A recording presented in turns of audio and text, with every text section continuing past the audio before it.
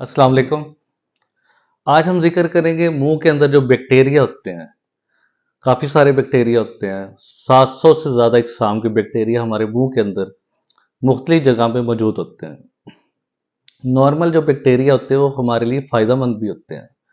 अगर बैक्टीरिया फ़र्ज़ किया हमारे मुंह में 100 हैं जो फ़ायदेमंद है, अगर हम उन्हें कम कर दें 50 से 40 पे कर दें तो क्या नुकसान होगा। मुंह में जो दूसरी चीज़ें हैं जैसे फंगस है, उसका लेवल हाई हो जाएगा और मुंह में फंगल इन्फेक्शन हो जाएगी। तो जो मुंह में जो फायदेमंद बैक्टीरिया है वो किस टाइम कम होते हैं। सबसे कॉमन जब आप बहुत ज़्यादा एंटीबायोटिक दवाइयों का इस्तेमाल करते हैं, उससे बैक्टीरिया का लेवल बहुत कम हो जाता है और मुंह में आपके छाले भी निकल आते हैं, फंगस भी लग जाता है। इसलिए बैक्टीरिया आपके लिए फ़ायदेमंद है। और मुंह के अंदर जो बैक्टीरिया होते हैं वो एनवायरनमेंट में हमारे इर्द गिर्द किसी जगह पे आपको नहीं नजर आएंगे। मुंह के अंदर एक स्पेशल उनके लिए एक माहौल एक बना हुआ जिसमें वो सर्वाइव करते हैं। तो सवाल ये है कि मुंह के अंदर बैक्टीरिया फ़ायदेमंद है तो हमारे मुंह के अंदर क्यों मसाइल पैदा होते हैं। मुंह से स्मेल आना, दांतों में कीड़ा लगना, मसूड़ों का ख़राब होना, मसूड़ों से खून आना, क्या वजूहात हैं, क्यों ऐसे होता है।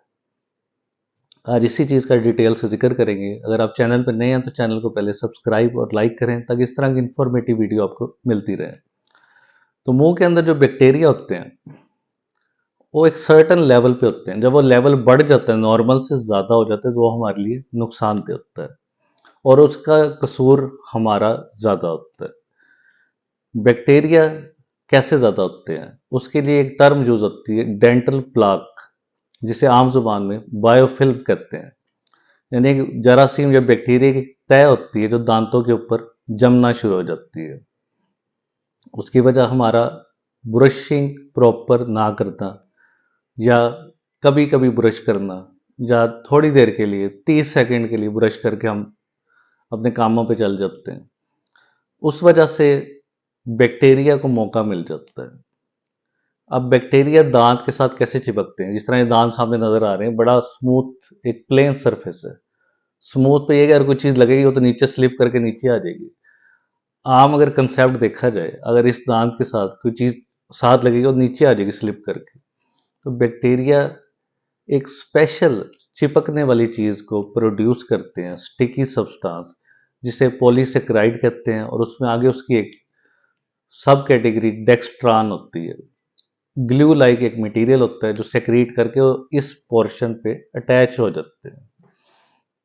अब बात ये है कि ज़्यादातर जो बैक्टीरिया अटैच होते हैं वो मसूड़े के साथ वाली जगह पे होते हैं। उसकी वजह ये है कि जब हम खाना खाते चबाते हैं तो ये दांतों की जो ऊपर वाली सतह है, ये वाली, ये तो अच्छी तरह साफ हो जाती है। इस पे जो बैक्टीरिया वो भी इधर उधर हो जाते हैं। मुंह में जो थूक होता है, सलाइवा होता है, वो भी बैक्टीरिया को साइड पे लगा देता है और जब हम निगल लेते हैं उसे तो जिस्म से बाहर निकल जाता है। लेकिन जो मसूड़े के साथ वाली जगह, ये वाला जो एरिया है, ये बड़ा सेंसिटिव होता है। इधर बैक्टीरिया को मौका मिल जाता है क्योंकि जब हम चबाते हैं तो ये जगह तो उसमें नहीं ना होती है, तो बाहर है। तो इस जगह पे बैक्टीरिया को कोई खतरा नहीं होता। इस जगह पे वो आराम से रिजाइड करते हैं, अपनी रहाइश बना लेते हैं। और अगर हमारा ब्रशिंग का तरीका गलत है, जैसे हमें ब्रश लोग ज़्यादातर इस तरह करते हैं, तो आधा दांत साफ हो जाता है और ऊपर वाला पोर्शन रह जाता है। आइडियली ब्रश आपको इस तरह करना चाहिए, ऊपर से नीचे की तरफ, ताकि पूरा दांत आपका साफ हो। जब हम गलत तरीके से ब्रश करते हैं, थोड़ी देर के लिए करते हैं, जल्दी जल्दी में करते हैं, तो बैक्टीरिया को एक मौका मिल जाता है, वो अपनी एक जगह बना लेता है। पहले वो दांत के साथ चिपकता है, फिर बैक्टीरिया और आ जाते हैं। पहले 10 थे, फिर 20 थे, फिर 50 थे, फिर 100 थे। आहिस्ता आहिस्ता उनकी तादाद बढ़ती जाती है और एक पूरी कॉलोनीज, जिस तरह हमने शहरों में घर बनाए हुए हैं, इस तरह वो छोटे छोटे घर बना लेते हैं। और उन घरों की प्रोटेक्शन के लिए, जैसे हमने दरवाजे लगाए होते हैं ताकि कोई चीज़ अंदर ना आए, उन्होंने भी कैल्शियम के शेल बनाए होते हैं जिससे कोई चीज़ उनके अंदर एंटर ना हो। इस तरह वो दो चीज़ों से बच जाते हैं। Number one, antibiotic. जो भी हम एंटीबायोटिक लेते हैं वो उस जगह पे नहीं पहुंचती क्योंकि उसके इर्द गिर्द एक होल या कवर होता है। दूसरा, हमारी इम्यूनिटी, जो हमारे डिफेंस सेल्स हैं, वो भी उस जगह पे नहीं पहुंचते उस कोटिंग की या कवरिंग की वजह से।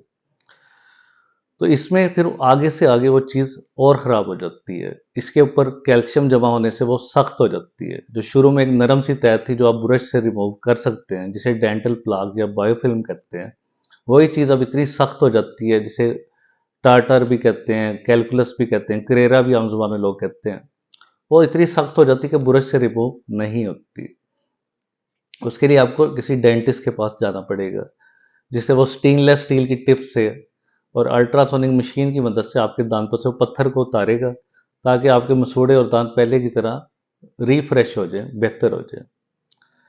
तो बैक्टीरिया मुंह में हर जगह पे पाए जाते हैं, जुबान के ऊपर भी होते हैं, जिससे मुंह में स्मेल, जुबान की वजह से मुंह में स्मेल आने की वजह मेन जुबान के ऊपर वाले बैक्टीरिया होते हैं। अब इन बैक्टीरिया को कम करने का सबसे सिंपल तरीका, रात सोने से पहले, सुबह नाश्ते से पहले ब्रशिंग, सिर्फ ये जो चीज़, एक सिर्फ ब्रश जो है वो आपके 90% मसाइल को हल कर सकता है। नरम ब्रश लेके ऊपर से नीचे की तरफ ब्रश करें रात सोने से पहले, सुबह नाश्ते से पहले। इससे दांतों के ऊपर जो जमा हुआ प्लाक होगा, जो बायोफिल्म होगी बैक्टीरिया को, सारी रिमूव हो जाएगी। दूसरा तरीका, दांतों के दरमियान जो जमा हुआ है प्लाक, उसके रिमूवल के लिए धागे का इस्तेमाल, जिसे डेंटल फ्लॉस कहते हैं। दिन में एक दफ़ा करें, उससे आपका मसला हल हो जाएगा। तो पूरे मुंह में जब बैक्टीरिया या जरासीम का लेवल कम होगा तो पूरा मुंह आपका सही हो जाएगा। मसूड़े मजबूत होंगे, दांत मजबूत होंगे, दांतों में कीड़ा नहीं लगेगा, मसूड़ों से खून नहीं आएगा। ये सारे मसले आपके इन 2 स्टेप से क्लियर हो जाएंगे। अब जो बैक्टीरिया मुंह में आपके कॉलोनीज बना के बैठे होते हैं, इन पे कोई चीज़ असर भी नहीं कर रही होती, तो जब तक आप इन्हें रिमूव ना करें किसी भी इंस्ट्रूमेंट या औजार से, तब तक ये आपकी जान नहीं छोड़ेंगे, बीमारी को आगे से आगे फैलाते जाएंगे।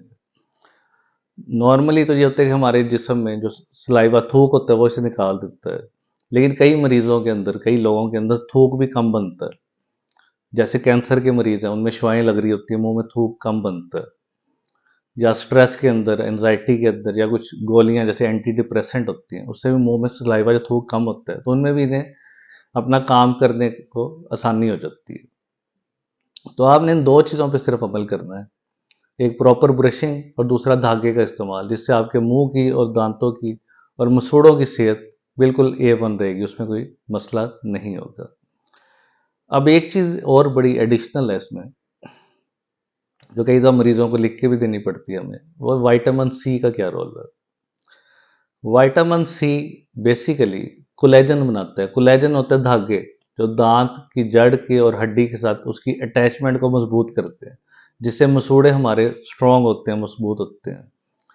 और कई बीमारियों से, जिस तरह स्कर्वी एक बहुत बड़ी बीमारी है जो विटामिन सी की कमी से होती है, उससे हम बच जाते हैं। फिर आपके मसूड़े मजबूत होते हैं, आपके जख्म जो होते हैं मसूड़ों में वो जल्दी हील हो जाते हैं।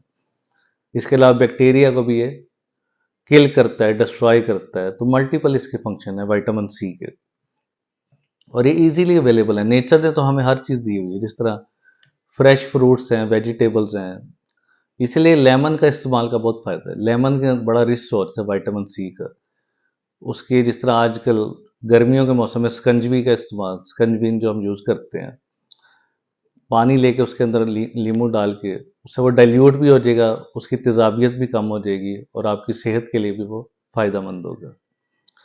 तो इस तरह फ्रेश फ्रूट्स और वेजिटेबल्स का इस्तेमाल अपनी डाइट में ज़्यादा रखें, और खाना खाते अच्छी तरह चबाएं, उसे निगलें ना। चबाने से मुंह में थूक ज़्यादा बनता है, सलाइवा, और दांतों की वॉशिंग आपकी प्रॉपर होती है। उम्मीद है आज की वीडियो आपको पसंद आई होगी। इसी तरह वीडियो को आगे से आगे शेयर किया करें, और नीचे कमेंट बॉक्स में अगर इससे रिलेटेड कोई सवाल है वो आप पूछ सकते हैं। Thank you.